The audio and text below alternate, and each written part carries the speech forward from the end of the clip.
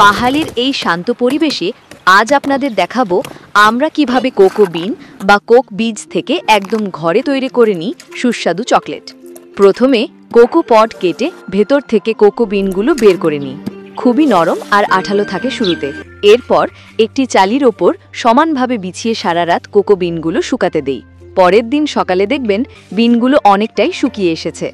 এবার বাড়িতে বালি গরম করে তার মধ্যে বিনগুলো ভাজতে থাকি, ঠিক বাদাম ভাজার মতো। যখন সুন্দর গন্ধ আসতে শুরু করবে তখন বুঝবেন ঠিক মতো রোস্ট হয়ে গেছে।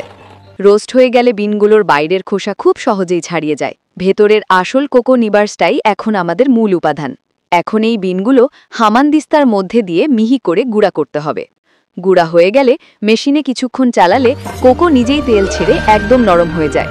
চাইলে হালকা গরম করলেই এটা লিকুইড চকলেটের মতো পেস্টে পরিণত হয়। এবার সেই লিকুইড চকলেট বিভিন্ন ডিজাইনের ছাঁচে ডিলে ড্রাই হতে দেই। ঠান্ডা হয়ে গেলে ছাঁচ থেকে তুললেই পাহাড়ি হাতে বানানো একদম প্রাকৃতিক চকলেট রেডি। এই চকলেট শুধু খেতেই পারেন না, চাইলে জংজি বানিয়েও খেতে পারেন। জংজি হলো আঠালো চাল দিয়ে তৈরি বাঁশের পাতায় মোড়ানো এক বিশেষ খাবার।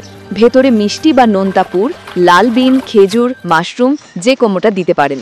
এভাবেই আমরা পাহাড়ের ঘরোয়া পদ্ধতিতে কোকো বিন থেকে বানাই সুস্বাদু চকলেট। ভিডিওটি ভালো লাগলে অবশ্যই চ্যানেলটি সাবস্ক্রাইব করে আমাদের পাশে থাকবেন।